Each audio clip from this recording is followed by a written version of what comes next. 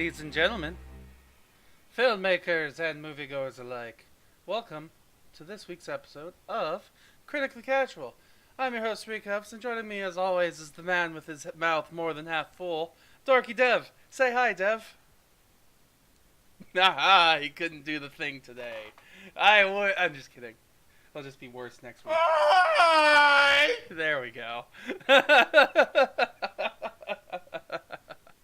Hi, Dev. How are you doing today?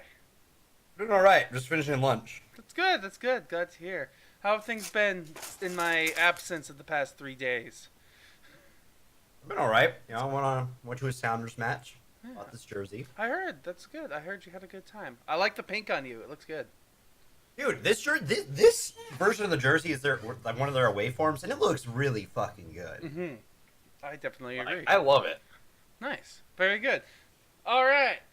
Let's see here. So, this week, this very special week, as I'd like to call it, I've called it Hell on Earth. Hey, DorkyDev, thank you for the 7-month subscription. Shut up. Motherfucker. This week, it's Hell on Earth, as I'd like to call it. And the reason I call it that is because, guess what? It's Hellboy from 2004 and Hellboy from 2019. And Wow, that was real creative. I'm really happy. Right? You know, I thought of a bunch of other, like, jokes about how hell and things were burning and stuff like that, but I thought all of them were tired and old and, like, couldn't be reused again. Like, Yeah, they might have been a little burnt out. yeah, exactly. So I decided to go with Hell on Earth. It's kind of fresh. Fair. I mean, it does make it a bit of a hell of a time here.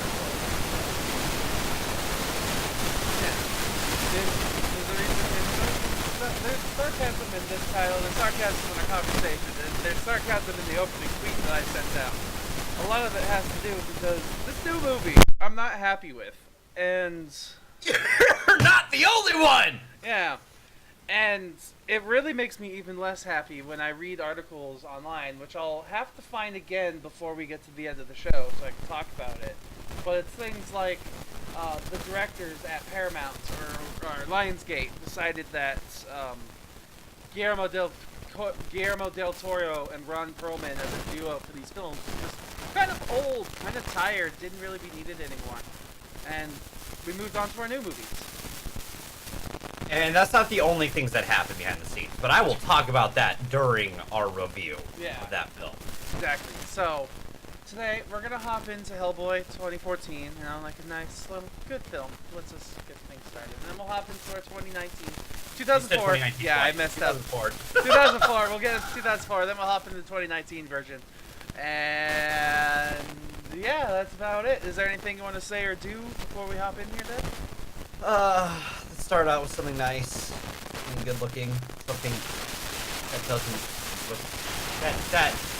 look that purposely looks like it should be from 2004. Yes, I agree with you. Let's start with Hellboy from 2004. So, right off the back, I want to start with this. I have one minor complaint, but it's only just the looks of Hellboy. And it's just that, like, isn't he supposed to be 20? Why does he have a receding hairline of a 45-year-old? That's just the way his head is. I know. My dad was... I'll be honest. That genetically happens because my dad started losing his hair in his 20s. So... So yeah, that was my only complaint when I'm comparing it directly to the 2019 Hellboy. However, let's just talk about Hellboy here.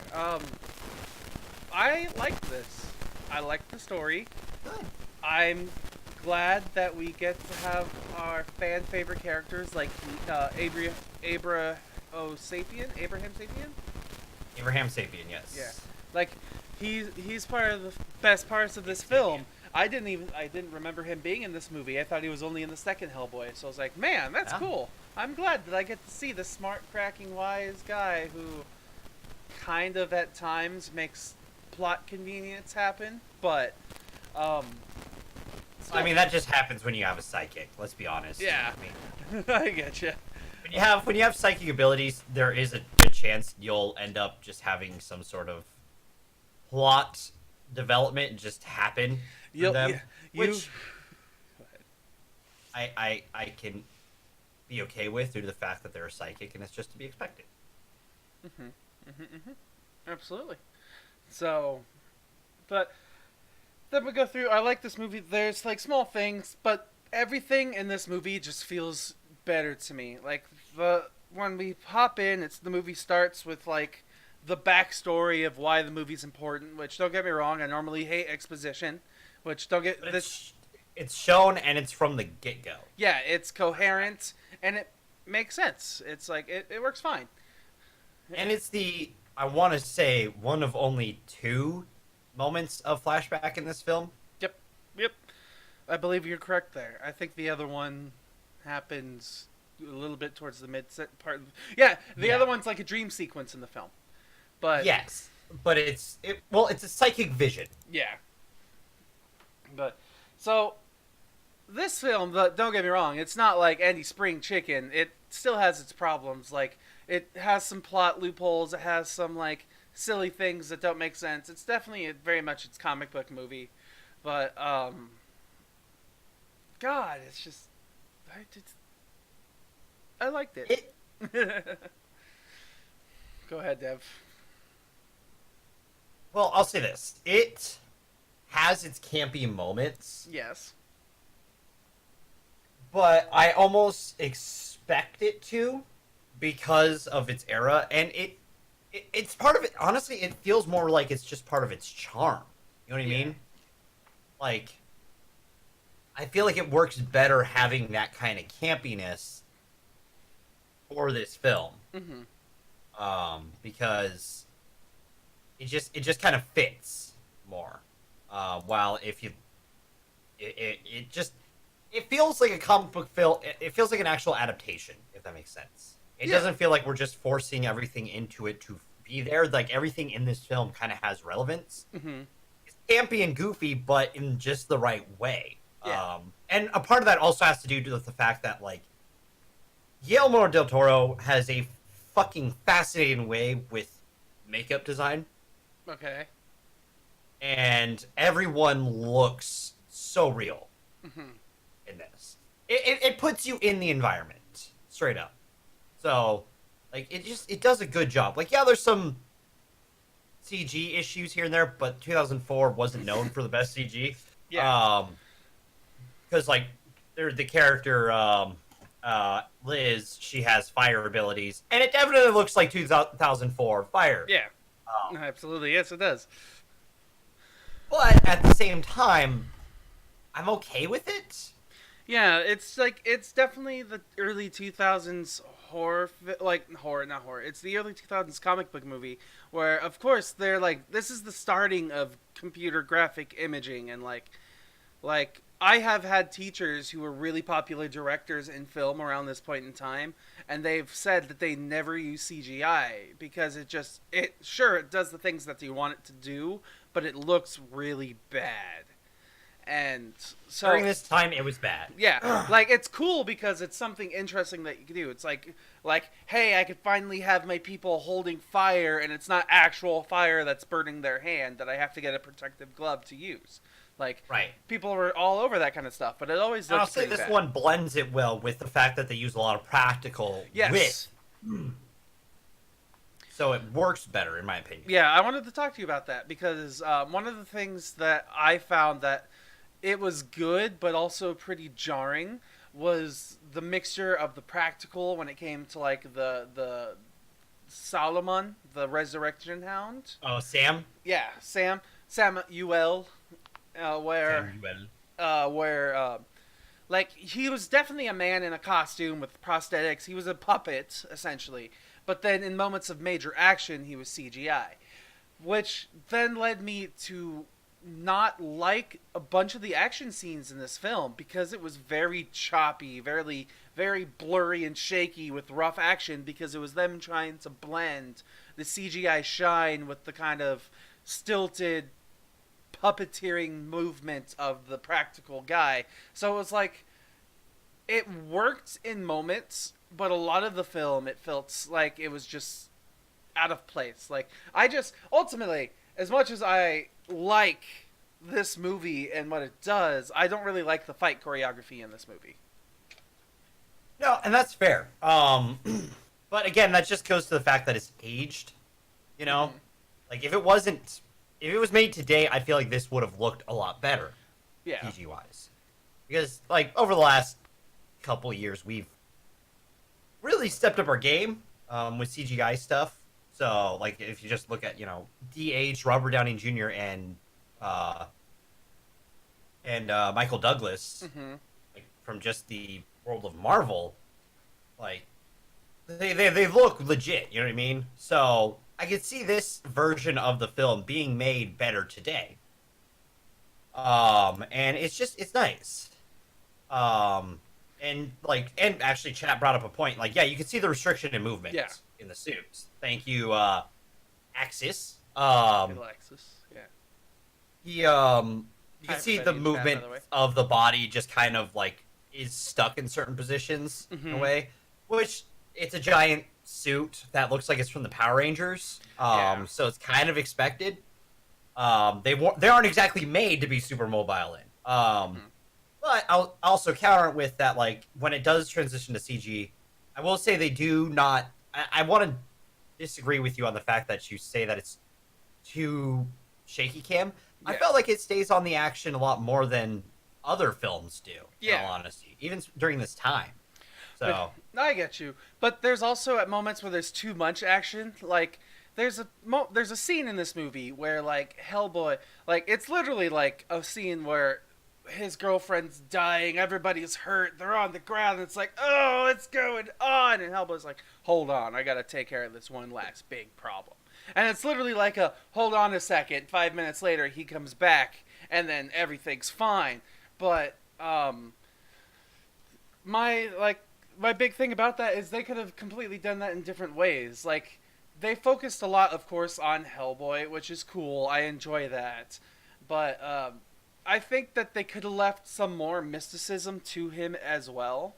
Like, if he just said, hang on, person, stay here, protect her while I deal with this problem, deals with the problem in the background like they do in Mad Max Fury Road when they're running away from the tank dude with the guns and they're stuck in the muck, and then comes back, I think that could have been, like, a more interesting moment. However... this is your ending of the movie, though. I'll say that. You don't want to cut away from the action at the very last bit of action you're going to get. Yeah, no. Film. It's just a lot of this feels a little easy at times, but it's still, like, interesting.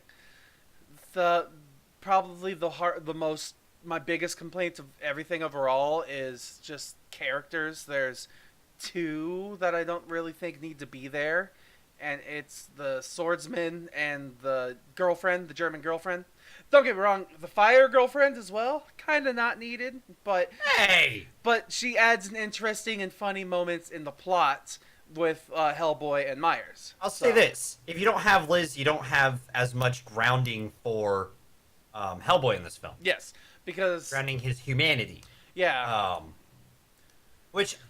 I will say I appreciate that they don't even have to tell us the relationship between Professor Broom and Hellboy.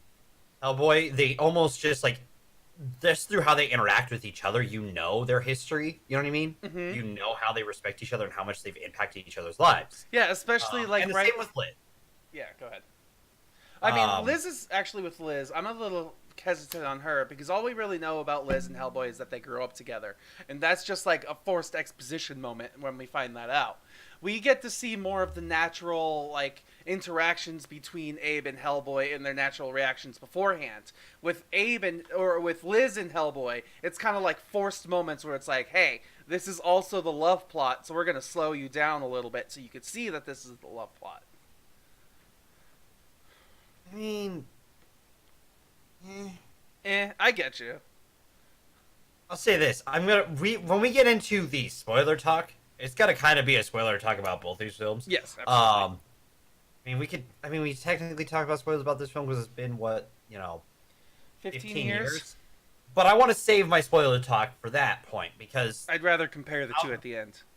Yes, and I will compare it and prove my point with Liz. I'll say this too with the Nazi ninja. I'm okay with him because he's just cool. I am definitely more okay with him than I am with the other bit extreme character in the next movie.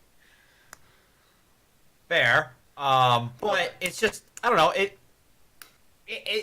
you need someone to move the plot forward, and if it's not those two getting Rasputin, then who? And they're in the beginning, setup of the film, so I mean, it just makes sense. You're already introduced those two characters, so just carry them over. Yeah, it does make sense. It's there for it's all there. Yeah, and it's shown that Ilsa is in love with Rasputin, so obviously she wants to bring him back. And Carl's just a crazy dude who believes in other worlds, which is true in this world. So of course he's got to try to bring Rasputin back. The dude knows what he's doing. So, but I will say, I mean, some of the coolest shit is with Carl, with the way his body is, and some of the stuff they do with him, and the creepy factor that he has. Yeah, I do enjoy those. So okay, so yeah. So, is there anything we really want to praise or shame in this film anymore? Oh, wait, there's one other thing that I thought was kind of weird. It was kind of a throwaway joke, but then it was misled me to another throwaway joke, and it was just that, like, Hellboy, when he first meets Sam, he's talking about things like, I'm not a really good shot, so could you just hold still? And then he runs off, and Hellboy then proceeds to miss all of his shots, kind of thing. And then later in the film, he has, like, pinpoint sniper accuracy with throwing a rock at, like, 200 feet away. And it's like, You could be a good thrower and not a good shooter. It's still aiming and accuracy, so... Yeah, but it's a different type of aim and accuracy. I guess. I'll get you that. That's just another one of my minor nitpicks, but still. You and your minor nitpicks, man. It's just inconsistency in plot and writing, man. It's not even that big of an inconsistency. It's not. There's two different things. It's just funny. I'm sorry. It's...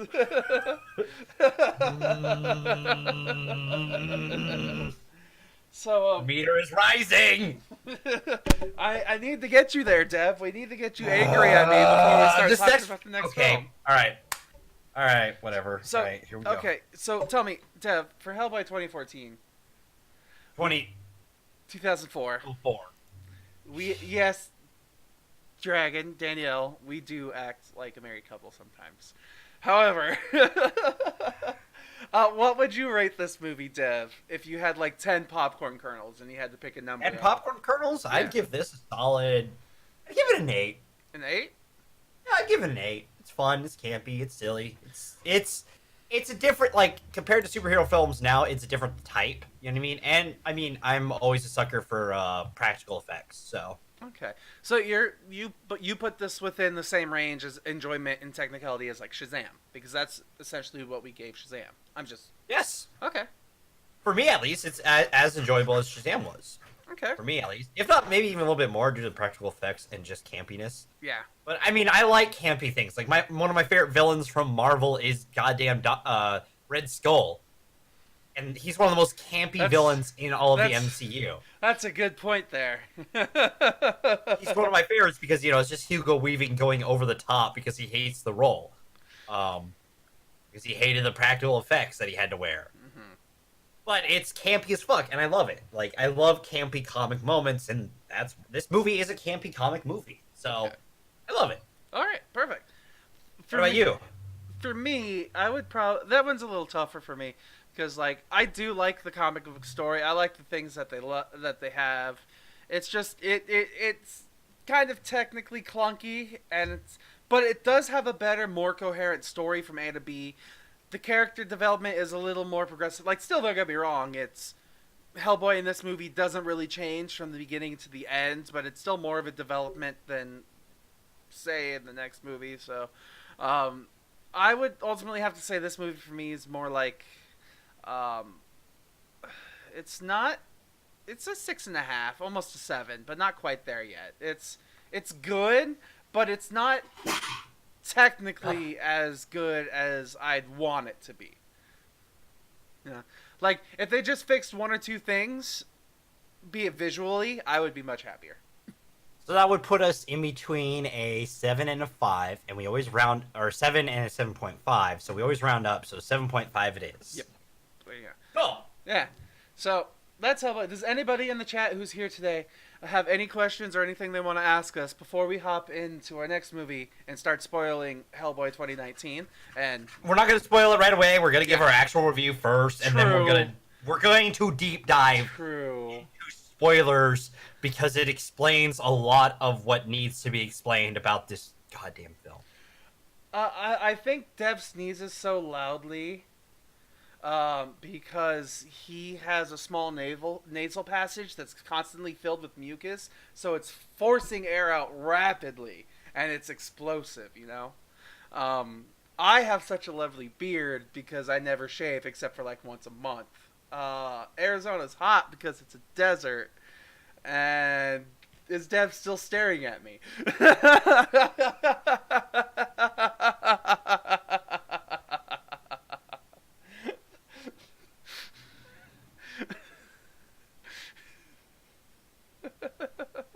Thanks for all the questions, Danielle. You don't know how to feel about that, do you, Dev? I feel attacked. Why do you feel attacked? You attacked my nasal cavity. It's nothing wrong with you. It's just... What the fuck? Hang on.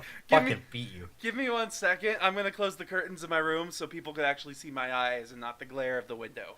Give me 1 second. Entertain the people, Dev.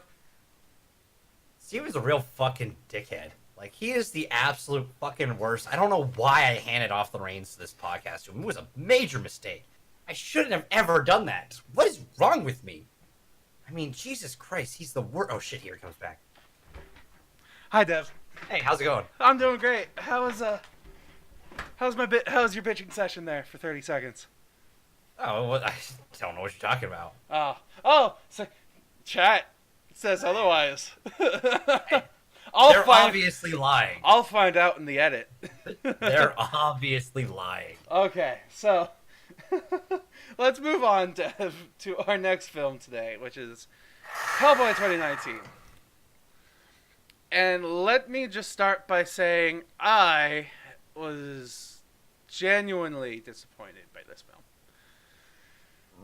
Like, if you were going to decide to watch this movie in theaters, I would instantly tell you right now not to.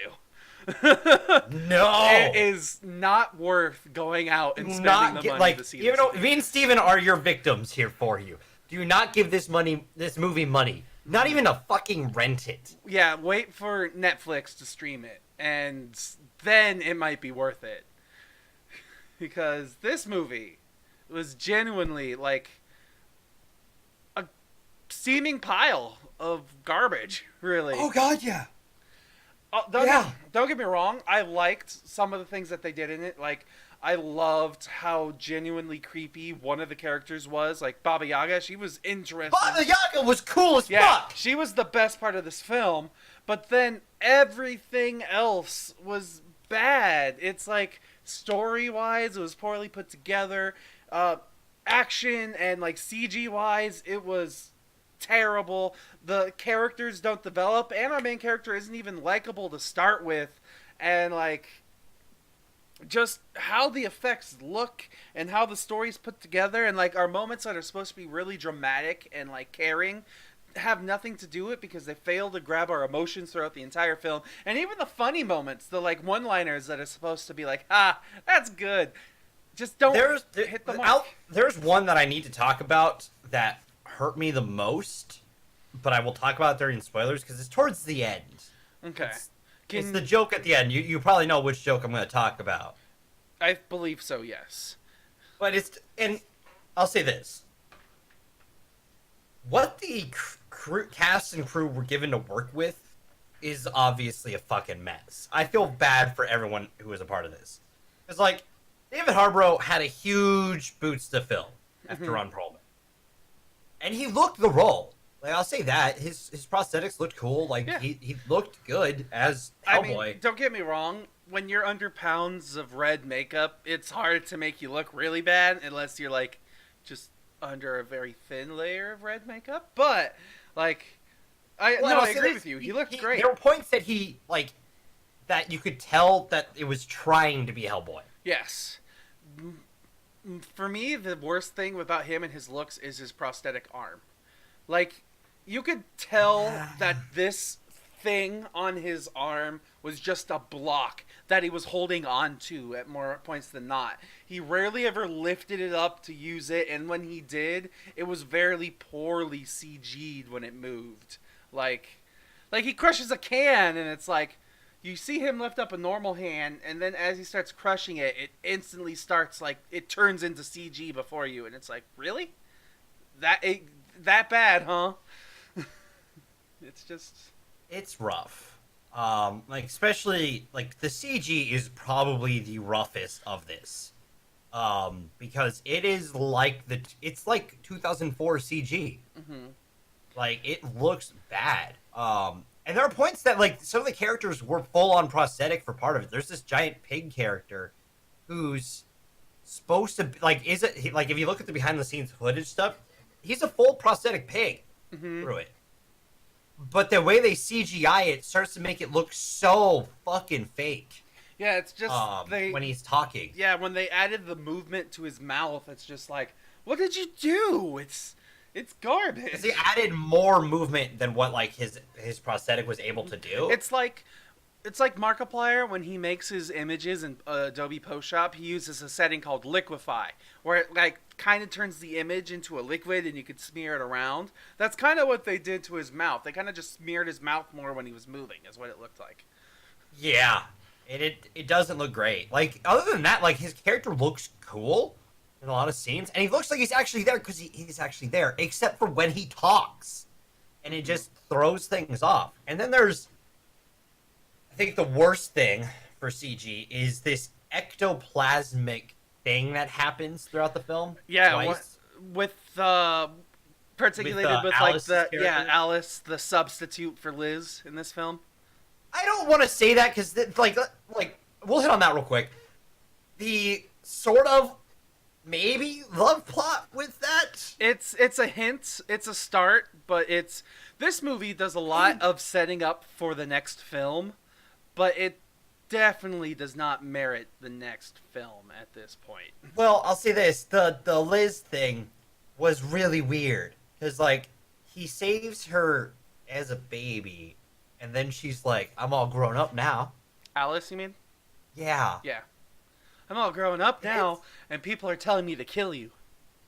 Well, it's not just that; it's the way she, like, says that. Oh, And, like, yeah. does the whole showing off your chest move. Yeah, leans forward, puffs up a little bit. Just, Yeah, to Hellboy, and, like, it's like trying to flirt thing, and I'm just over here like, didn't you say you knew him as a child? Yeah, Right? like Hellboy saved you when you were a baby, and now you're not a baby. Okay. Like, I don't know. Like, Yeah. I know I'll say this, like, yeah, with the other Hellboy, Liz grew up with Hellboy a little bit, but, like, that's different because Hellboy was also still growing up. Like, he was barely getting into his 20s, you know what I mean? Mm-hmm. In Hellboy years. This one, it's, like, straight up, Hellboy is well into... And one of the problems, too, is if we're going off that logic, Hellboy is, like, from 43 to when this movie takes place, which is present day. They said 60 years had passed in 2019 film between when Hellboy was created and... Really? Yeah. I thought that was the other one that said 60 years. Because there's no way it's been 60 years of the Nazi things happening. I guess that's true. It just seems like they said 60 years. I could be confusing the two, I guess. But I'd say you're more likely confusing because, like, it's got to be 70 math in my head, 76 years that he's been around. yeah, but in this movie, like how they treat it in Hellboy, the other one, 2004, there's like he's 60, but he acts like he's 20. Yeah, because And- he ages slower. Yeah, in this one, it's like he's 85 years old, but he acts like he's 12. Seriously, he's a fucking whiny. He's as whiny as Anakin in Attack of the Clones. Yes, you're 100% right. And even like there's big emotional moments, and they're undercut just because of how Hellboy's been acting the whole movie, and how he continues Yes. to act in those moments.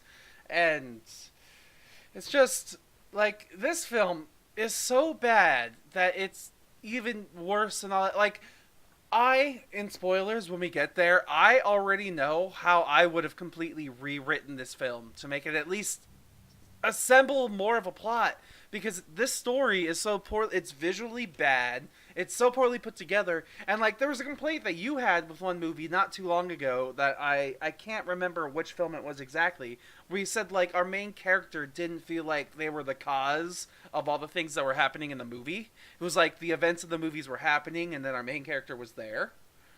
That was Alice in Wonderland. That is this film as well, where Funny because there's Alice in Wonderland references in this. yes, where everything happens around Hellboy. Like, this is happening, but let's get Hellboy in on this. This is happening, but let's invite this dude's younger brother Hellboy to come in and join us as well.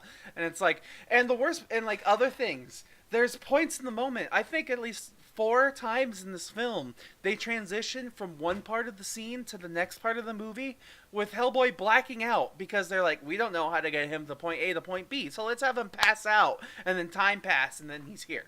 And he just wakes up here. Yeah, and I'll say this, it feels like, at least for the first 2/3 of this film, every 15-ish minutes, you're gonna get a flashback or flash forward. Oh, yeah.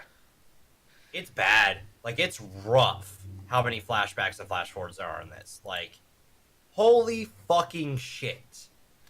It's jarring. It's just, like I said, the one thing I can appreciate with this film, is its use of lore and its moments of genuine creepiness. Because, as you know, I will counter you. Okay.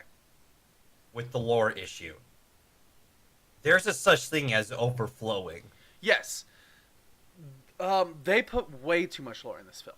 They put so much lore because they were trying to build a sequel. They were trying to build the universe, is what it felt like. And that disappoints me because they got rid of Guillermo del Toro because they thought he was boring and couldn't do things anymore. But, like, I've watched his show called Troll Hunters, where he is the creator on Netflix, and he's dealing with, like, shapeshifters and fantasy creatures and, like, things that Hellboy legitimately deals with in this movie. And it's just, like, he could have done it so much better than the way they approached it. And the other problem, too, is that, like, this film feels like 3 movies put into one. Yes. Yes, 100%. There's like 3 plots that could, like, you could have stretched this out for 6 hours and it would have felt better. You know what I mean? Yes, like, this isn't too spoiler heavy, I believe, because they show that, like, there's the plot with our queen, right? Our queen, yeah. There's Nimoy. Yeah. Nimoy, Yeah. Nimoy, something like that. Nimoy. I have the IMDb pulled up. I don't know. I have it. It's Nimoy. Okay. Yeah. Hey, look, she's not even like one of the top things. She's not one of the top lists. Yeah, she is on IMDb. She's right under Arthur, Merlin, and the sisters. Yeah. You mean the characters who really are unimportant compared to, like, Hellboy, who is like 9th on the list? Yeah. Okay. She is like story plot 1. The Witch Queen is story plot 1. The other one is like a plot line involving Baba Yaga. Another plot line is involving Arthur, King Arthur. And another plot line is the redemption for Pig Dude. Yeah. So, like, what's his name? Pig. I'm gonna call him Rocksteady or Bebop. Is Bebop the pig or is Rocksteady the pig in Teenage Mutant Ninja Turtles? I can't remember right now. I think it's Rocksteady. Is he Rocksteady? I thought that was the Rhino. Hold on, I was about to say, now we're looking up the wrong name instead of looking up the right name.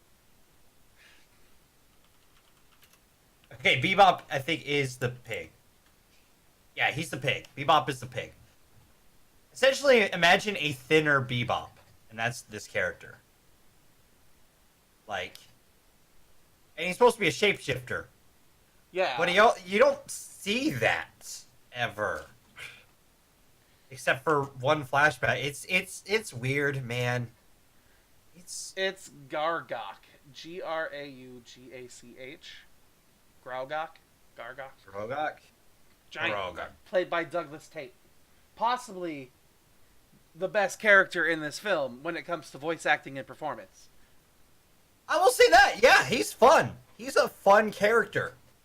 I was more interested in him than some of the other characters. Mm-hmm. So, it's just this movie, like, it's just, I don't know how else we can say that it's just every single time that this film can do something right, it doesn't do it. Its character design is bad. It's like, its visual styling and CGI is bad. The story from how it gets to A to B is bad. Like, what they even decide, like, they cut out characters and threw in other characters for different relationships, and those don't work, and it's just, I hate to say it, Dev, but we've become the Angry Joe show because of how much I at least hate on movies lately, because it's just like, nothing is living up to good expectations. Well, I mean, don't get me wrong, last month we had a great series of films, but I'm now bitter and forgetting about it because we ended with Alice in Wonderland, and Dumbo, but... yeah. Are you lagging for... There was a little bit of lag there. You? Okay. Am I back? Yes, you're back. Okay. Yeah, no, we have had a rough patch, movie-wise. The movies we've gotten to theaters for, 2 out of the last 3 have been Garbo, in our opinion. Mm-hmm. Shazam was enjoyable. We had fun with that. Yeah, it was good. Dumbo was This bad. film, on the other hand, was steaming shit. Like, it's just... The plot's a mess. The acting is... Like the lines the actors are given in this film is so bad. And, I mean, I know it's rated R, and it's so that they could get into the little bit more gory side of the comic movie, or the comic that this series has. But that doesn't give you the excuse to cuss every line. Yeah, just there's fuck. I don't give a fuck. What the fuck is that? Coming what the from fuck's me, going on? someone who cusses a lot. To the point, I have a button for it. But I know that that button can't get used over and over all the time. You know what I mean? Yeah. Like, yeah, occasionally I'll spam it real quick, but it's just for a moment. I also don't cuss as much as I used to, and even teenager Devin would be like, "What are you guys doing?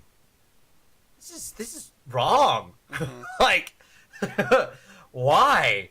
Because it's seriously every line pretty much has a cuss word in it. No, Stop being a pussy. Stop being a bitch. Ah, you cunt. Ah, fuck you. Ah, bitch. It's seriously every fucking line. It's rough. It's like it feels like it feels like word vomit. You are not wrong at all, Dev. You really aren't. It feels weird saying that because, like, other movies that get that R rating who cuss a lot, let's say, you know, Deadpool or Logan, films like that are in the comic book world that have gotten rated R's, have used it in better ways. Like, you would never expect Patrick Stewart as Xavier to say "fuck you," but he does, and it's great. Deadpool is, you know, an absurd, grotesque character who cusses from time to time, but even he would probably be like, "Bro, why?" Yeah, it's like, because Deadpool at least knows, like, storytell writing and how to have clever dialogue, so he'll be like, "Dude, that's just lazy writing." Yeah, seriously. It's so. Oof. So, Dev. Yeah. I don't really know what else to talk about until we digest and spew out some reviews here. I mean, oh wait, there's one thing I do like. I did like the difference. One thing I did like more than I did in the other film in this one is that I did like the fact that it was an R rating, so we could actually see some of the gruesomeness and the gore and stuff like that. Because in the other film, you get to see things like people get shot and, like, people get attacked and mauled by monsters, and there's no blood. Like, you'll see water thrashing and people like, ah, but then that's it. That there's nothing. At least in this movie, like when somebody gets stabbed through the head, you see blood and stuff, and it's like that at least feels real-er. Okay, I'll say that. And, the gore factor is, good in this film. But it's, in my opinion, honest to God, it's just there to be gory. Yes, it is more there just to be gory in this. Because they don't even go into the horror stuff as much as they honestly should. Like, because it's trying to be too funny. It's trying to be, campy when it's not. Like, if they leaned into that horror side of itself. Yes. A little bit more. Leaned into the creepy. Leaned into the dark side of things. You could still be funny. You can have moments of levity. But this film just doesn't know what it's doing. And part of it is, and I haven't described this yet, but during production, there was a lot of issues during this, apparently. Apparently the director and the producers all were, at odds about how this movie should go. Apparently there were rewrites, which happened, but, a lot of rewrites. I think I could tell in this film, just by how they decided, sorry, on there a little bit. Yeah, you could kind of tell that there was a lot of meddling behind the scenes with this movie because they didn't know what direction they wanted to take it. Yeah, there's seriously 3 plots in it that feel like 3 people was like, I want this in the film, but I want this in the film. Well, I want this in the film. And they just decided to be like, all right, we'll put it all in there. Mm-hmm. Because they just wanted to. I don't know, man. It's rough. It doesn't have a direction. The acting in it, and I don't normally attack the acting, but a lot of it has to go with just how the lines are, I feel bad for them because even great actors could not deliver these lines as in a good way. In all honesty, I did like the one I thought who did kind of the best was Nimoy, the Blood Queen. That's because Mila Djokovic just went ham with it. She pulled a Red Skull. Yeah, she was definitely him or her and the guy who played Jagruchka, whatever his name is. So unimportant that he doesn't even appear in Stephen Graham. Yeah, whoever it is, whoever played the guy, whoever did the voices or whatever. They did good. He's on there. Yeah.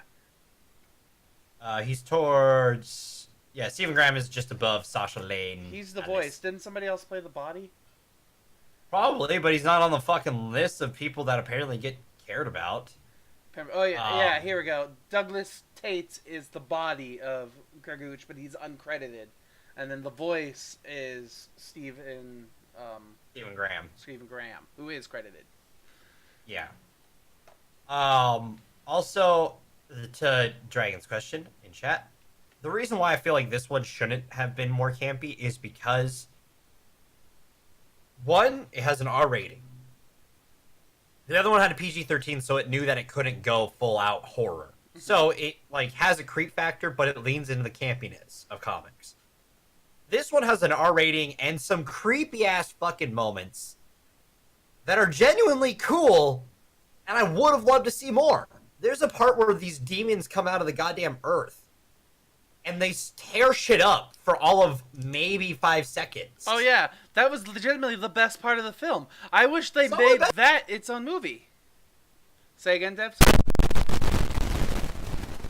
Hold up. Hold on, I can't hear you suddenly.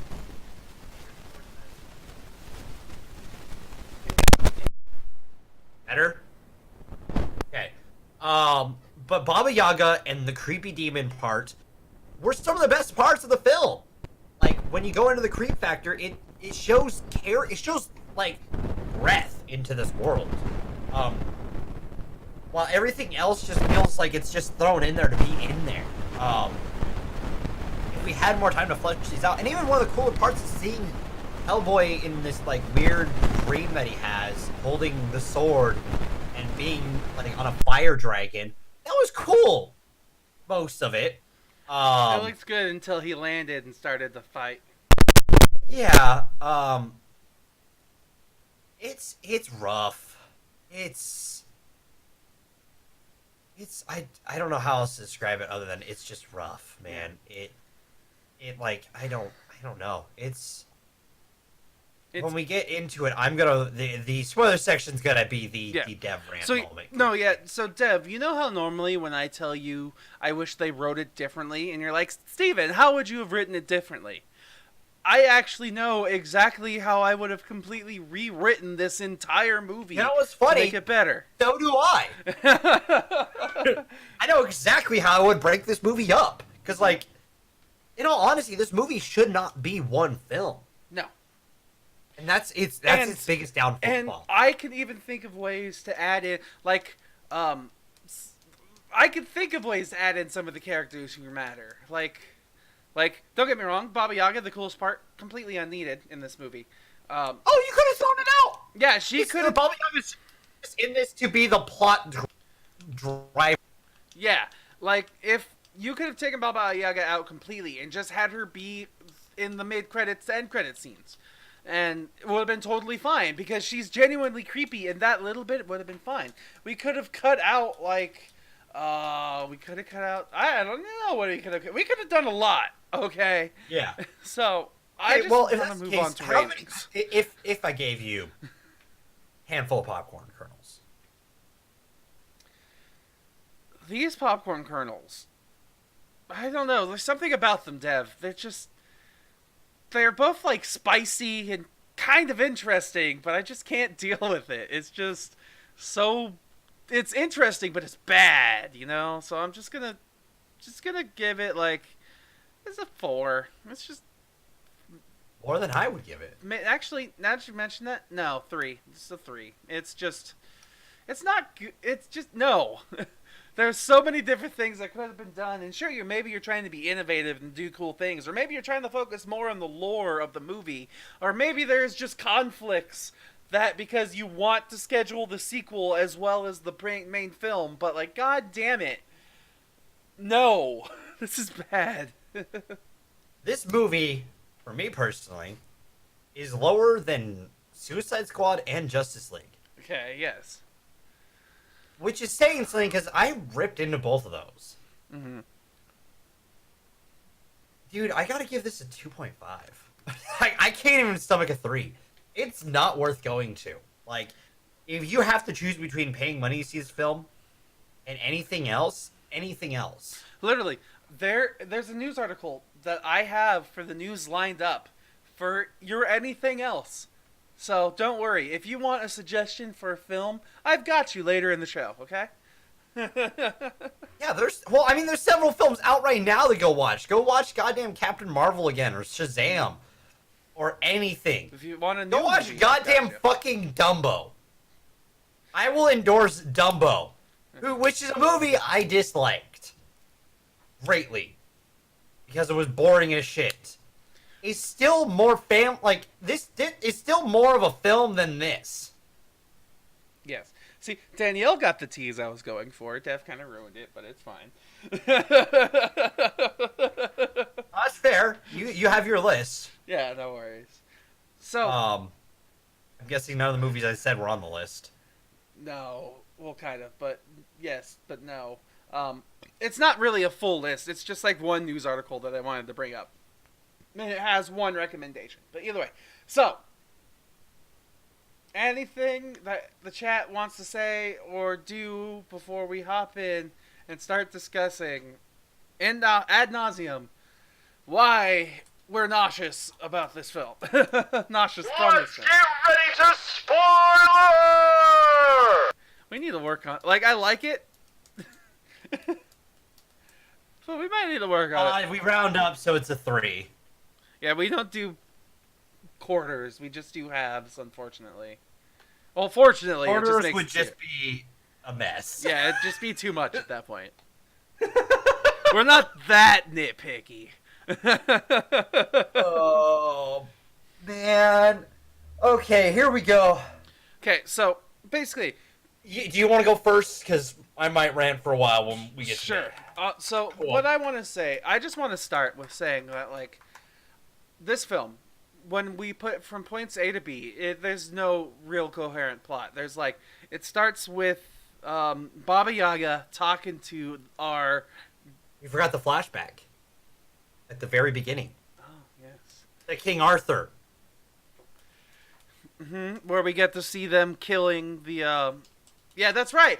The thing that I hated the most was right at the very. Well, not the hated the most. Like, the thing I hate about the beginning of films is when it's like, hey, here's a brief little expositional thing about why this movie matters. And that's literally what this was. It was 2 minutes of King Arthur betraying the Blood Queen, all the demons that are surrounding them, even though they know they're about to win and kill all the humans, running away like cowards, and King Arthur deciding he was going to dismember the Blood Queen and scatter the body parts, and boom. See, comparing this to the other Hellboy starting, yes, the other one's expositional, like, flashback, but at least it feels relevant to things. Yeah, at least... It involves our main character. Yeah, at least that flashback sets up the main character, the villain, and the overarching plot for the film.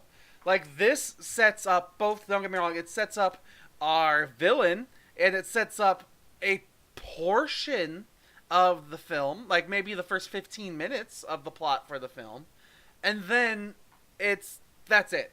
And then it's like a segment at the very end is what's important. So yeah, like this, it's just like, hey, just so you know, King Arthur's kind of important, but we're not going to reference him at all until the very end of the film. But you need to know about him. So here's some information. Yeah.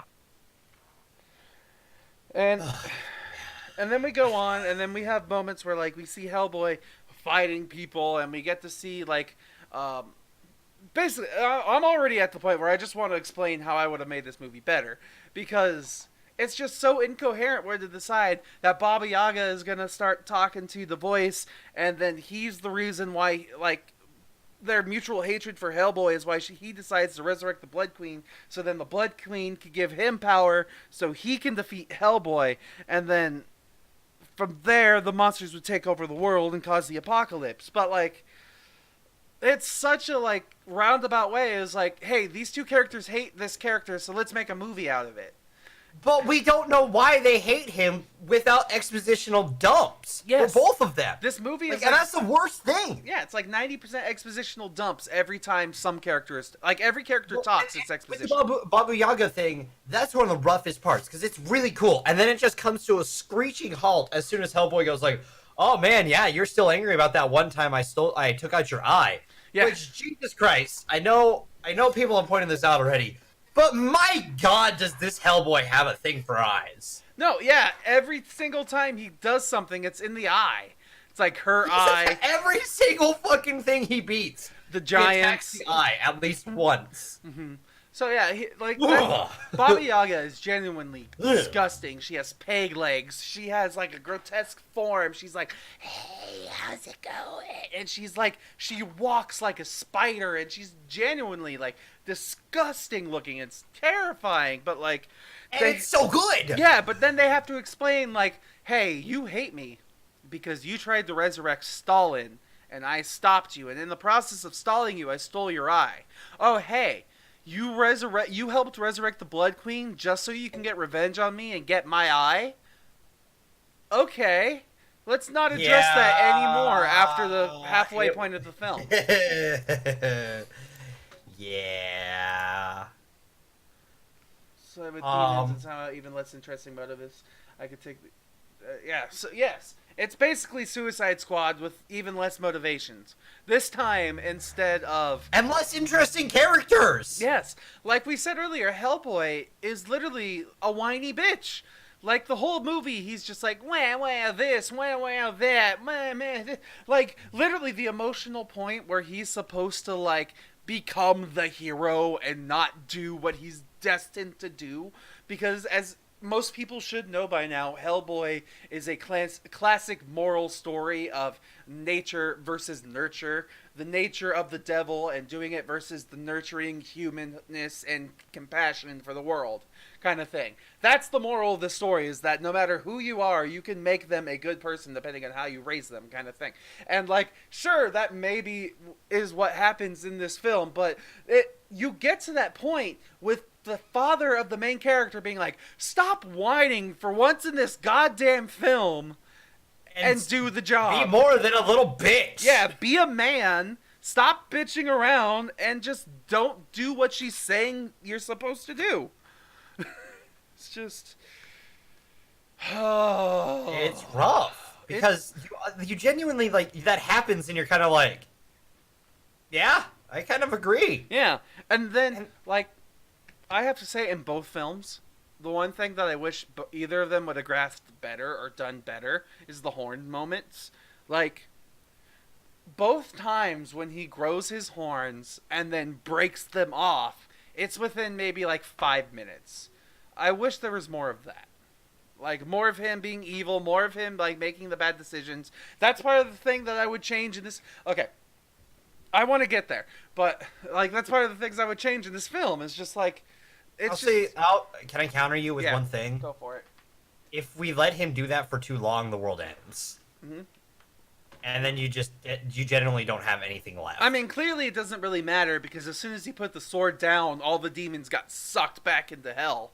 So... Yeah, but he had already ripped off his horns at that point. True. But, like, no, didn't he put the sword down and then take up the horns? Because he needed both hands to do it? Either way, the semantics, it doesn't matter too much, but... everything reverses when he breaks his horns. Yeah. It's essentially what happens in both films. But it felt... I'll say this, the horn breaking felt cooler in the new film. Yes. But it didn't feel as impactful in the new film. Yes. It looked better, but it still felt weaker. Yes. So, and just like the big fight with Pigman, he was the biggest disappointment the entire time. Because it's so much anticipation towards what's going to happen between these two characters. And then the Blood Queen's just like, nope, we're done here. That's it. Well, and the biggest disappointment is he goes from shoddy CGI mouth to shoddy CGI everything. Yeah, as well. You're not wrong. And then there's the fucking leopard dude, too. Like, man, why the hell is there useless. a were-leopard? Why does he even exist in this film? Why is he the replacement for Abe? Like, why? He does nothing. Yeah, he does nothing the whole film except for also he's the reason we decide that Hellboy is an okay character. Like, do you remember in Hellboy 2014? It's all about the director of the FBI, and when he's like 2004. My bad. In Hellboy 2004, 2004. Who knows? There could have been a 2014 remake in Japan or China that we never knew about. There wasn't, but... But, like, the big moment where we see that people's opinions of Hellboy changes is when the director of the FBI teaches Hellboy how to properly light a cigar, where he's like, hey, you're not an animal. Smoke cigars properly. You use a wooden match. Blah, blah, blah, blah, blah, blah, blah, blah, blah. We get to see that same moment in this film, only right towards the very end, where it's like, Hellboy, do this thing now! And then it's like, this guy who has the one weapon that's supposedly supposed to kill Hellboy, he, like, has the moment to do the shot, and he doesn't. Bullet. Yeah, and he doesn't do it because he's like, Hellboy's a good person.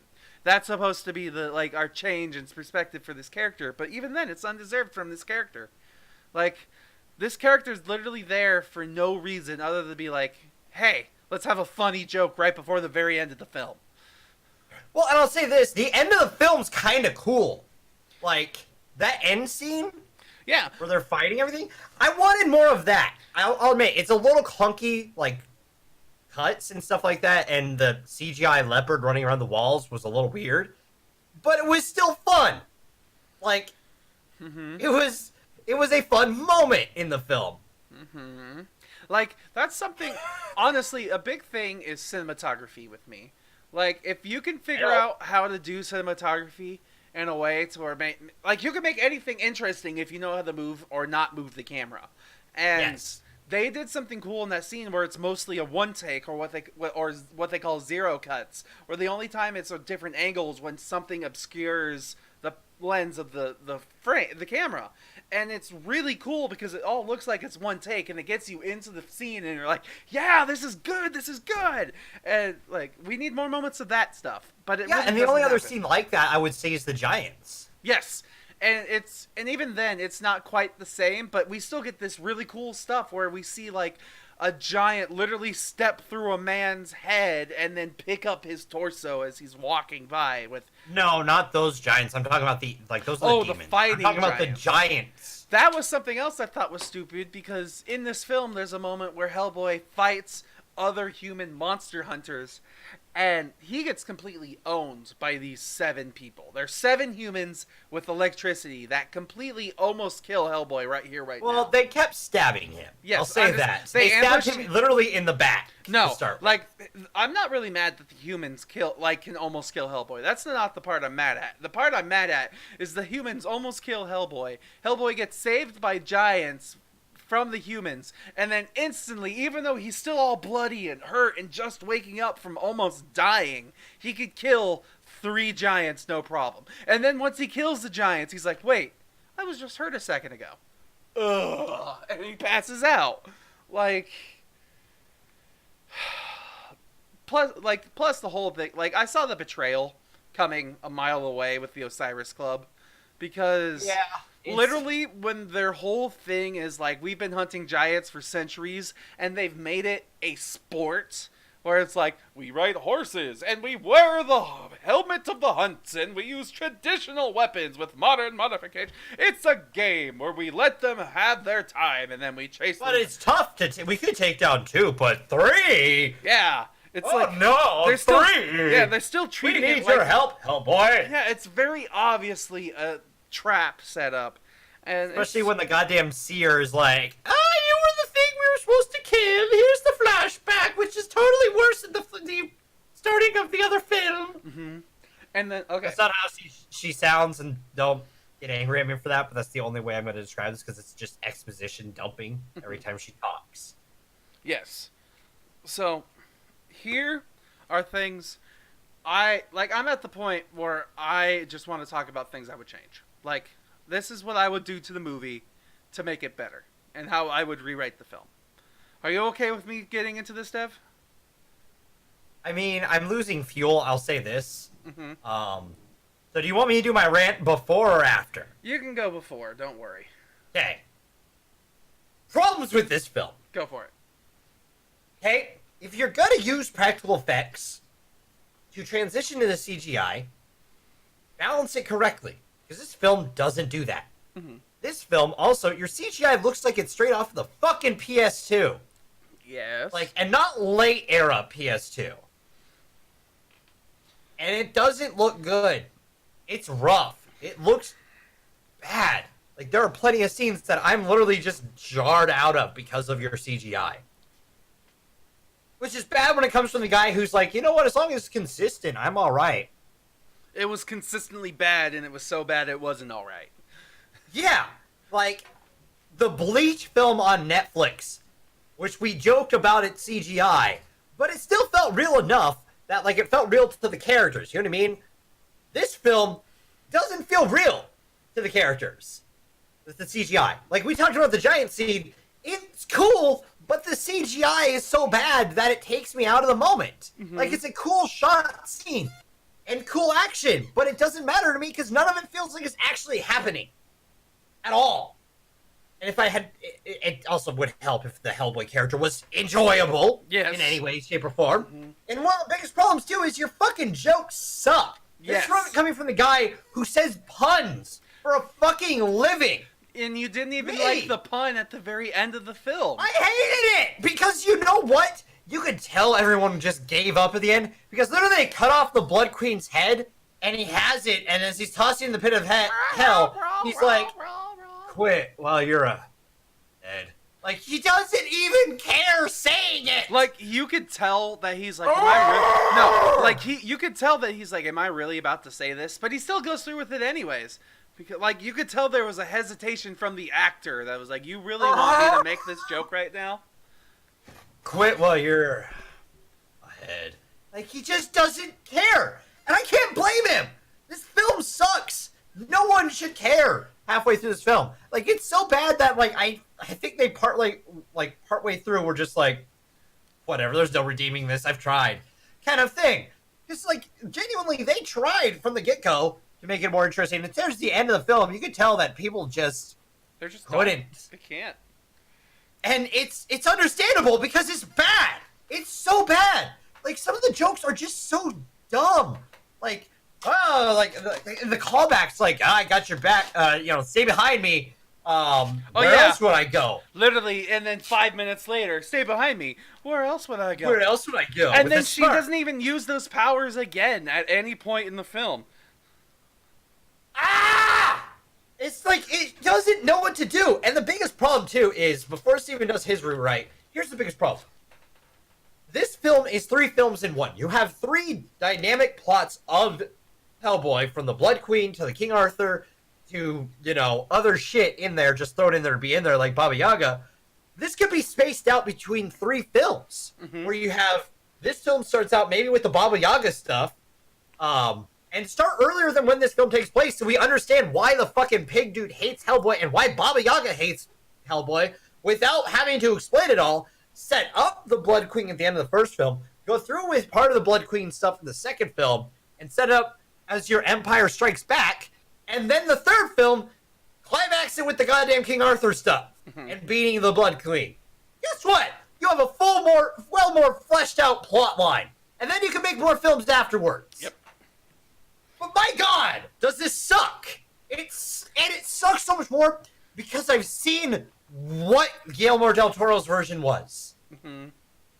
Like, yeah, the second one, Golden Army wasn't the best, but it wasn't bad either. It was enjoyable. It was fun because I cared about the characters from the first one. And then this just shits on all of this. It just doesn't do it. Just because how much I liked that one, it just hurts seeing this. This is not how you remake a film. This is not how you do it. Don't remake a film like this.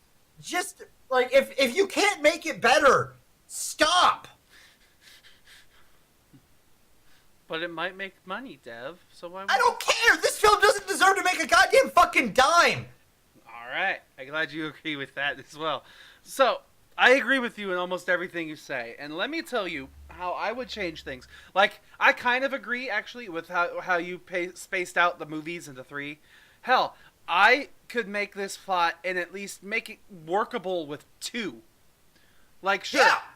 we can keep the King Arthur story, and we can keep the Blood Queen story in this one film. I'm totally fine with that. We can totally do that. Remove Baba Yaga. Get her out of here. We can keep her in her realm of the mid-credit teaser, where we see her at the end of this film. Where it's... No, we see her at the end credit. Oh, yeah, teaser. she's the end credit teaser. Which is a problem, too. I want to talk about that real quick. You don't do your comedic end credit sequence before you do your sequel setup sequence. People... And I was the only one in the theater for the end credit. Not the post-credit, or the mid-credit stinger. I was the only one there for the end credit. There was one other group in there for the mid credit, and they left after that. Which is, it's supposed to be funny because the lobster shows up, and I'll admit the lobster was kind of funny. He was funny, but yeah, he was the wrong part of Campy in this film to me, though. But I agree. It could have worked if the film knew what it was doing. It's just that is the end credit scene. That's your end credit stinger, not Baba Yaga talking about to the next villain of the film, which we have no idea who, because you don't show who the fuck it is. You just have the voice. Yeah, how are we supposed to know who it's supposed to be based on a voice? We know nothing about these characters. This is a new. I couldn't even tell 100%. Was the voice Russian or was it German or was it European of some sort? I don't know. We don't know. Baba Yaga is a Russian person though. Like, she's a Russian fairy tale, so it's probably somebody. It could be Stalin brought back from the dead. It's probably Rasputin. More than likely, because they talk about the fact that, I can make you die finally. Oh, yeah, Which would be very Rasputin. But at the same time, we don't fucking know! It could. My guess is Merlin, at the most. But he's already dead! Kind of. And the dude had a Eastern European accent of some sort. Not a London. The only reason why I say he's... England.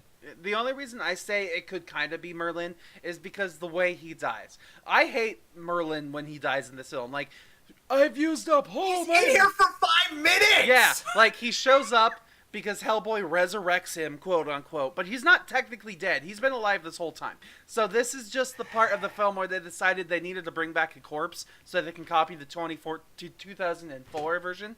So they have a corpse of Merlin come back to life. He uses his magic to bring a vibrating sword of Excalibur back, and he's like, "You must take the sword." But when because you're related to King Arthur, by the way, which is just literally just a throwaway line. Kind of. It could have been a huge plot. Yes, exactly. But it's thrown to the side. Yeah, exactly. Let me get to why I want to make it better. But like he grabs the sword and he makes everything hell and everything's bad, and like he's like, I can't take it. And then Merlin's like, no, I used all my magic. Without my magic, I die. But it's a good thing I'm dying to not see the world end. And then like a butterfly flies away out of him. And then like the thing is, that's one thing I hated. We see Merlin, he's there, he's gone, completely useless. And then we get a screen transition where when he's fluttering away like a butterfly, he gets eaten by a bird. The bird is what transitions us to the next scene. That I thought was garbage. Absolutely no point was there to have Merlin in there. But then, because he gets eaten by the fucking bird. But then my thought was, in the very beginning of the film, he was cursed from the Blood Queen to never die. So even if he was eaten inside the bird, he's probably still alive. So my thought is, hey, I can actually let you die. Maybe he's talking to Merlin. Who knows? So, yes, the vibrating sword. So what I was getting at this moment is like, sure, whatever. Stupid. Don't need him. But basically what I would change, get rid of Baba Yaga in this next movie. We don't need her. She's gone. We could still have the pig dude and have his vendetta, and maybe he just knows that the Blood Queen can be reassembled. So the whole story is, instead going from him getting the Blood Queen so instantly and then having her go on from there, like, I think the story should be Pig Guy versus Hellboy as they get the pieces. And it starts with the Pig Guy getting the head. Sure, that's when he knows where the other parts are. He gets the body. Sure. Then Hellboy shows up, and he starts fighting. This is when the arm happens, and he takes the arm. But it's a really hard fight. But every single piece that the Pig Guy gets makes the Blood Queen stronger. So every time she gets a new piece, she starts to help the Pig Guy. And then this is when the brain manipulation starts happening. This is when Hellboy is like, what am I doing? What's the purpose? Why should I be fighting the monsters? Yada, yada, blah, blah, blah. And at the end of it, like, she just, like, keeps going and going and going. And she gets all her body parts. And at this point, Hellboy is just, like, given up trying to be a human person. He's like, you know what? You're right. I agree with you. I'll join you. He goes with her to grab the sword from Arthur's tomb and grabs Excalibur. And then we make it so she can't get her blood from the tree without Excalibur and Hellboy releasing it. And that's when she becomes whole. This is when all the death stuff starts happening. And then this is the moment when Dad dies and Dad's ghost re-talks him into being a person, and then he betrays her and kills her again. Kind of thing. That's things I would have changed in this movie. Another thing I would have changed, the CG on when they resurrect the ghosts, don't make it the slimy ectoplasmic gooey thing. Change it to fucking smoke. That would have been better. Like, have them come out of their mouth in the form of a vapor and then solidify into, like, a Dementor shape where it's just like, I am this person. It would have been so much better than just seeing fucking the aborted child of a Japanese hentai scene. Like, that's what those things looks like, and it was bad. It's rough. Like, it looks like it. Imagine having a super thin layer of skin, your body stretched out over about, 20 feet, and you can see inside the thing. Like, it's supposed to be creepy and gory-esque, but it just looks campy and bad. It just, like, it's just disgusting. And not the good kind of campy, because, like, there's two forms of campy, and I've realized that can cause confusion. There's fun campy, and then there's bad campy, if that makes sense. Mm-hmm. This is bad campy. And most of it's because it's terrible CGI. It's awful CGI in this film. And it's annoying. Yeah. Would you say my writing of the story would have been better? Like, it's no longer just like the Blood Queen's assembled and then it's assembling the Blood Queen, and then Hellboy's slow descent into becoming a monster, but then realizing he's better than that. I think Yeah, that it'd be would have better. been immensely better. At least it would have been like Hellboy's causing the events of this movie to happen, rather than he stumbles into them. And like, it just like I like 2004's version because at least it felt better. Like the flashbacks, like the movie starts with our doctor saving Hellboy in the 2004 version. And then in this version, it's supposed to be our doctor kills Hellboy, but for some reason decides against it. And then we don't know why until the very end of the thing. And it's like... And even then, it doesn't make sense. Yeah, it doesn't make sense. Like, there's no reason why Hellboy should be alive at this point. At no reason should any of this movie even be a thing. But it is, and we have to try and deal with it and make it what they did with it. And we just can't because this is bad. Yeah, it's a bad film. Yes. That is it. It is a bad film that just doesn't do anything that is worth watching or worth paying for or worth anything. It's just an annoyance with no fucking point. Mm-hmm. And I don't know how else to put it. It's don't waste your time on this film. Mm-mm. There is better out there. There is better filmmaking today. We live in a great era for filmmaking. Mm-hmm. There are far better films made every week than this. Mm-hmm. Mm-hmm. So Don't. Is there anything else we want to talk about or trash before we move on to news and stuff for this week? Not really. I think I'm trashed out. Okay. All right. Let me see if I can get everything set up the way I want it here real fast. I'm sorry. Get rid of this here. Move that up here. Open this up here. Okay. So now we're moving on here to the news. Our final segment. Basically saying, hey, don't watch Hellboy. Don't watch the new Hellboy. It's not good. It's not worth seeing at all. Yeah. And to the question earlier about if this was worse than Death Note, in my opinion, yes and no. Death Note is just a bad film, which I rated lower than this. Mm-hmm. But this film has more enjoyable moments. But I think this film is worth due to the fact that it was done better before. Okay, I can appreciate that. All right. So my first thing, since we're just transitioning out of the Hellboy thing into the news, I want to talk about how much money Hellboy is projected to make this weekend, and its opening weekend. Its goal was $16 million for its opening weekend. Right. It is projected to make $12 million in its opening weekend, domestically. Okay. So, thing one, movies nowadays are often made with the intention of creating a franchise, of creating a saga of multiple movies. This is definitely a problem with this Hellboy, where they wanted to put in enough information and enough plot threads to easily weave in a sequel story, but they didn't do the plot of this story well enough to merit the sequel, and it makes sense. We've talked about this before. Yeah. If you want to make a franchise, make a film that's interesting, plant just a few eggs in there, and go from there. If the film works, and you have something to grow off of. And that's exactly how fucking Iron Man did it. Yeah, exactly. Iron Man didn't go out there being like, we're gonna set up everything. No, I just planted a couple eggs. That's all it did. Yeah, I'm just imagining. Could you imagine if Iron Man was flying through the air, and while he's flying through the air, he's like, "Oh hey, there's the Hulk battle. Oh hey, there's the jet that has Captain America in it. Oh, there's the shooting star that's often Captain Marvel as she flies by. Oh, over there's the Senator of Wakanda and stuff like that. And yeah, this is our universe. And I'm talking to you, the camera, the audience, breaking the fourth wall. But hey, I'm Iron Man." That's kind of what this film does. Actually, no. Dragon does bring up a fair point. It's close to being like that, where it's just it feels like it goes through so much plot. It's how I described it was in my head is that it's a overflowing film that's hollow at its core. Okay. So yeah, it's filled with everything, but it's got a hollow heart to it.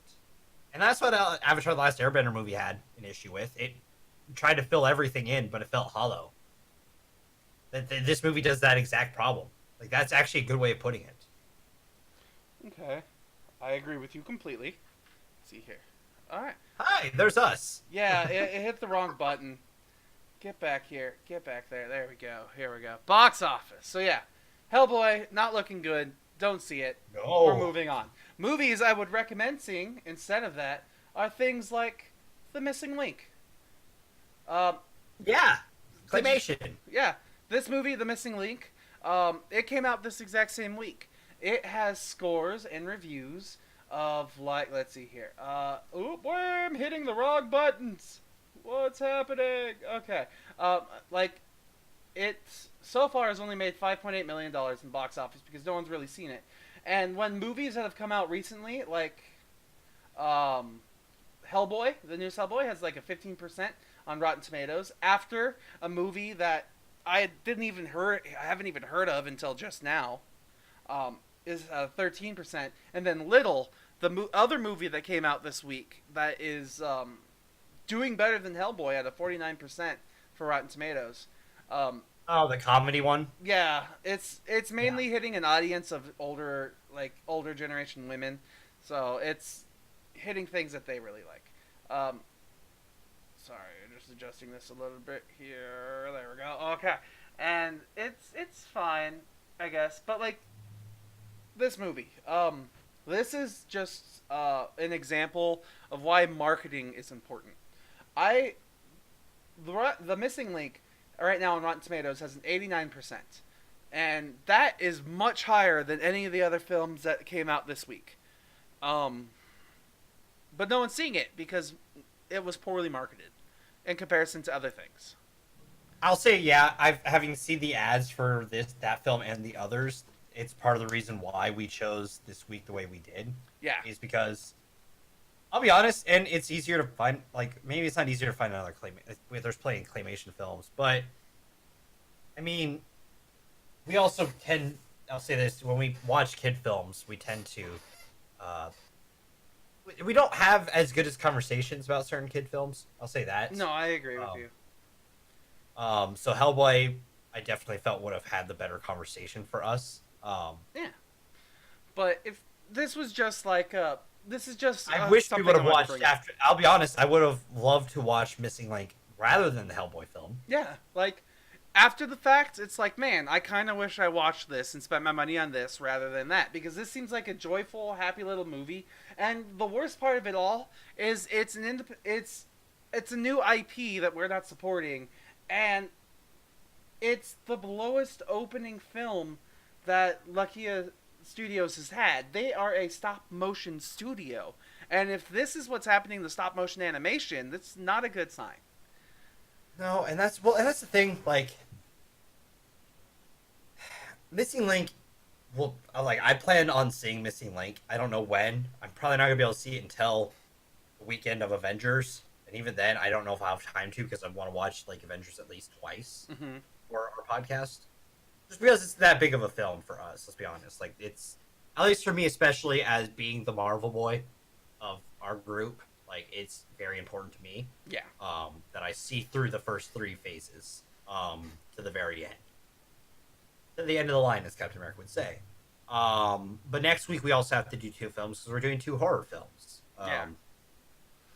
And, like, it's not that I don't want to see it. It's just that there's other films that I feel like, for us at least, are going to create better conversations and also have more engagement. Yeah, that. There's like I said last week, kind of as a joke, is we're part of the problem when it comes to us picking bad movies and watching them, because they're just what's hyped on the internet. It's like we are perpetuating this hype train by going to these movies, but I completely understand. It's like part of the process of creating content online is following the trends and going with them. Well, it's not even like that. We don't always follow the trends. There are some weeks where, like, we just skip a movie just because we want to skip the movie. Like, there are weeks where we don't choose a new film because we don't want to. Like, yeah. There's nothing out there that we want to watch. And we just do whatever we want. but part of that also, like, and we do pick. I feel like those weeks we do have fun on those weeks as well because we get to go over stuff like when we did the Mad Max week, Hmm. you know.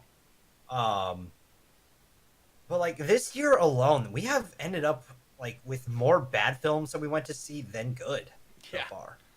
Yeah. Because we went and saw Glass, which wasn't great. That was the only film in January we went to. In February, we saw what? We saw Alita. Hmm. Um, Which was cool at points, but it really just didn't fill in the world like it should have. yeah. We saw Lego Movie 2, which was probably as good as the first film, but it didn't leap above it, so we Yeah. didn't really care as much about it. How to Train Your Dragon was cool in That was good. February. Yeah, that was a nice one.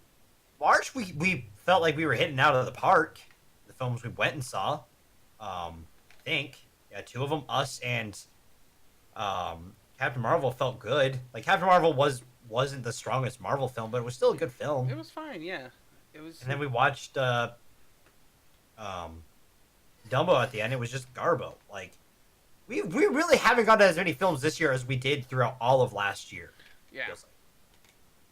And we just keep hitting them bad. Like we just hit these bad films. I feel like, and it's just Everything sucks now, Dev. That's just how it is. Video games, movies, it's just all bad. The only things that we care about, it's all bad. well, that's a problem because like there's films I'm really looking forward to, but I feel like those films have such a bad like narrative to them in the sense that people love to hate on them now. And the prime example is being an MCU person. People love to hate superhero films right now. Yeah. I mean, understandable. I'm one of them who often loves to hate it. Yeah. But at the same time, I love superhero films. I love them. Mm-hmm. And so when we get one that could maybe revive, like add a different take into the superhero universe, and it does this, it sucks because it adds to that fuel that we don't need any more comic book hero movies in theaters. Yeah. Because this film just doesn't tell a narrative. It doesn't tell a story. So I really wish that like this film didn't come out because we would have watched Missing Link. Because I love claymation. I've talked about it before. It's some of my favorite stuff is claymation animation. Like we talked about that with Cujo and the Two String. Like I loved that film because it's claymation and there's so much detail to it. It's yeah, it's really unfortunate when it comes to those things. But at least there are other things that we can look forward to. If it's not movies, we can at least look forward into going into some TV shows. Be it like tonight. Hopefully. I have one announcement that I'm excited for. For those of you who don't know, today's the airing season. Today, Game of Thrones season 8 airs tonight. I'm still really behind. I'm catching up currently. Shame on you. I mean, not shame on you. Shut up! I haven't had HBO I haven't had access to HBO ever, really, until more recently. So fuck off, you. No worries. But I really like the show. Many people call it this generation's Lord of the Rings. I'm not sure I'd go quite that far, but at some point in this season, it's suspected that they're going to have a battle about the size, if not larger, than the Battle of Helm's Deep. So, which is the best battle ever. Yeah, it's the best. It's the largest battle ever put onto film when it comes to just the amount of time it took to make, the amount of people who are extras just filling up the armies and all the constructions of the sets and everything. That took forever. And this is a TV show. It's honestly the best fucking battle again in film. In my opinion, I can't think of another all-out fight between two sides in any form of movie or TV show that does it as well as Helm's Deep. I 100% agree with you. So I'm looking forward to see what Game of Thrones can do with that, because that's a big rumor that's going around.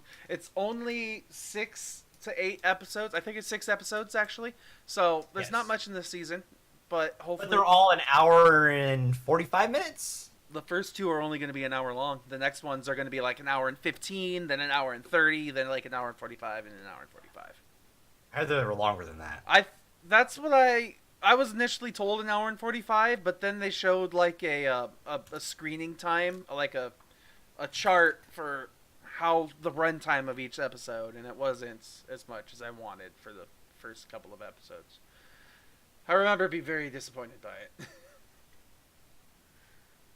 But yeah, Dev's fact checking me right now.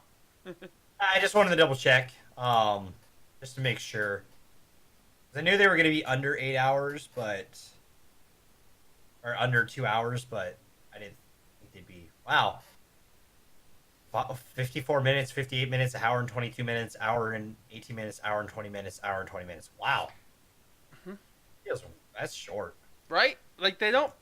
We were kind of. That's why I'm most disappointed about this season of Game of Thrones. Is like we were kind of led to believe that our episodes were going to be almost 2 hours long, and that's why it took longer for this season to come out. That's why the episodes are going to be shorter, or like they're going to be less episodes, and it's not what we were led to believe. So don't get me wrong, it's still 6 almost full-length movies put into a TV show, but it's not quite 6 full-length movies. It's like 4.25 full-length movies, maybe 3.25 full-length movies.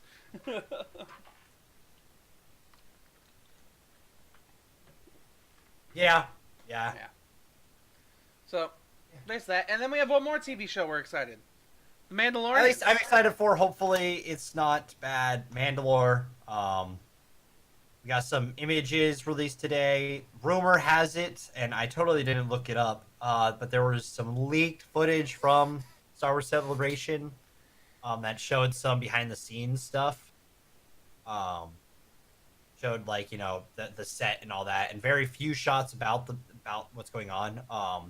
From what I've gathered, the Mandalore, like they're keeping the Mandalore's identity a little bit of a secret, because they don't want people to just automatically say it's Boba Fett, but you're keeping the secret, which makes me worried that it's just Boba Fett. Don't make it Boba Fett, please. It's Jango Fett, duh. Well, it's supposed to be of a different era entirely of Star Wars, so like their plan is to go into different planets, different worlds, see different aliens, but also make it so that it's kind of grounded in what we've already seen in some ways. So like connected in some ways, which if that's how you want to do it, I'm fine with that. Like that's exactly how I described what I want from a Star Wars series. I want it to be connected, but on its own. You know what I mean? Like, that's the best way to put it. Like have ties to what's going on, but tell your own story. Yeah, like I'm excited for the Hawkeye and Winter Soldier TV show that's coming out, because it's kind of taking the information and stuff we go with, but then it's going in its own direction, its own story. Yeah, we're getting a Hawkeye series that's going to be going over like the Kate Bishop Hawkeye stuff. Yeah, like awesome. Like this. Well, don't get me wrong. I'm a little upset with movies nowadays. Like, it's a little upsetting to me that,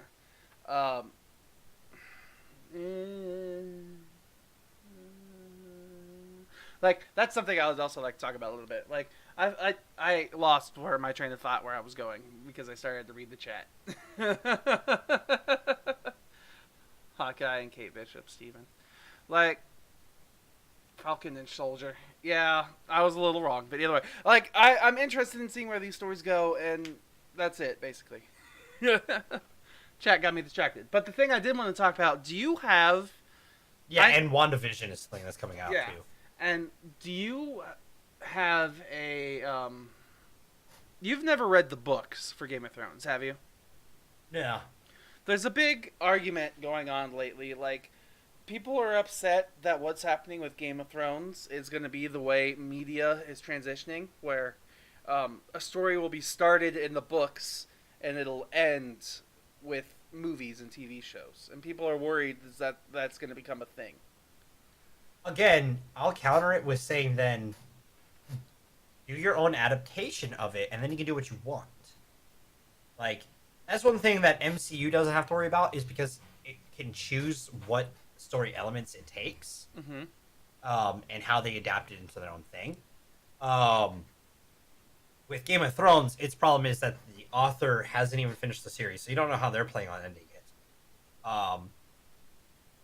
So, like, what do you do in this scenario where you've already done the first seven books, pretty much? I don't know how many books there are, but they've done seasons, um, and the last book hasn't even been written yet, which was supposed to end the series. Like, depends on how much creative control they give to, what's his name, George R.R. Yeah, George R.R. Martin. Martin. Okay, give him. Because then he can, make it to his vision, It's similar to what went on with Dragon Ball Super with it, because originally with Dragon Ball and Dragon Ball Z, the manga's your canon plot, while Dragon Ball Super or Dragon Ball regular Dragon Ball and Dragon Ball Z animes were the kind of like filled versions. They had a lot more filler stuff like that. They weren't your canon versions of things. Now, Super is your canon version, while the manga is your filler. They change things. They're a little bit different. Because also that, what the guy who created it, I can't remember his name now. Shit. Toriyama. Oh. I know who you're talking about, yeah. He's working really closely with the super creators of the anime, and then working with the manga character or writer. So he's very in depth with it, and it's his story still that's being told. As long as that's what's going on, and it's still his story, and he can change little things in the book that he wants to change, then I'm okay with that. Okay. But as long as it's still their story, you know what I mean? Yeah. It's like. That's one thing with Walking Dead. That's why they have the writer of The Walking Dead as one of their main people that they consult with the entire time. Because like he's changed things that he wanted to change in the comics that he felt like would work better in TV. But it's still his vision in a way. No, I agree with you. Yeah. And yeah, look at Full Metal Alchemist and Brotherhood. Like version, while Full Metal Alchemist regular like anime version of it that's different. Could you repeat the beginning of part of that again for me? Brotherhood is more like the manga, while Full Metal Alchemist is its own series. Okay. Yeah. But as long as and both of them are still held up as being really good stories. Yeah, they're both. So. I prefer Brotherhood myself, but they're both amazing. All the same. So. One last thing. Yeah, other than that. One last thing. It's the movie poster. Our announcement for next week. Oh boy.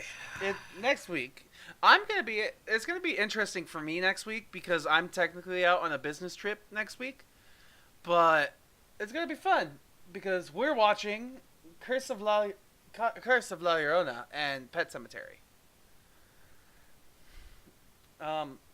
Dev, I want to ask you this now, especially because we have a pretty active group of people chatting right now.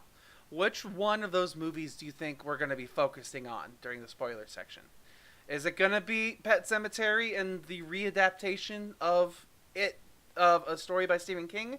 Or is it going to be the connected universe of The Conjuring with Curse of La Llorona? La Llorona. I'll be honest, it'll depend on which one we will have the better conversation. Okay. Which we will probably decide this moments before the podcast. Yeah, I'll make both like I always do. Dead honest. Like we will be like, all right, so which one do we want to talk about? Which one's gonna have the better conversation? Will be the one that we discuss more. Yeah, I have a feeling that we're gonna spoil Curse of La Llorona the most. Only because it's going to be the worst movie, and we can yell at it. You may be right. So, we keep lagging over here. So I think it's time to call it quits for today. All right. So, this was a good podcast. I enjoyed today. We have a mutual hatred. Are we now more or less like a married couple? We yell at each other, yet we still come to an agreement at some time. I don't want to talk about it. Fine. Thank you, everybody, for joining us this week on this episode of Critically Casual. If you liked what you saw, hit the like button, subscribe, all that fun stuff, because we do this stuff here on this channel You went full YouTube. I did. Follow us and subscribe on the channel if you'd like to. And, You don't have to subscribe. Yeah. Subscribe if you're on YouTube, but you don't have to subscribe if you're on Twitch, I guess. Yeah, sure. There's a difference. God damn this. Yeah. So, if you're here, the video, or the stream. We do the stream here on Sundays, 1 p.m. Pacific Standard Time, where we have Critically Casual. Wednesdays, there's third player optional at 6 p.m. Pacific Standard Time, and then Thursdays is the Har Har Podcast at 6 p.m. Pacific Standard Time. So if you like us, come for some of those times. And then follow us, subscribe over on YouTube, because that's where you get to see all these if you happen to miss them. Yeah. They'll be over there. If I'm not busy, and remember to upload them, because I didn't upload anything this week because I was celebrating my birthday. Yeah, you got a little busy. Yeah. Happened. So yeah. Just mass upload. That's gonna be tomorrow. So, thank you everybody for joining us, and we will see you guys. Make sure to follow us on Twitter. Yep, follow us on Twitter, and we will see you guys next Sunday for the next week's episode of Critically Casual. Bye.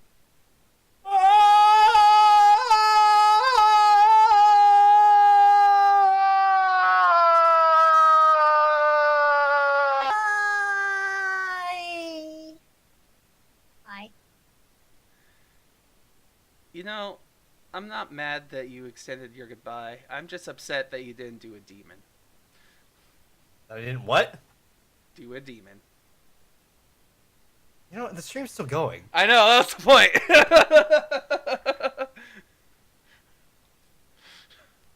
I expected the demon voice the whole time. What demon voice? That demon voice.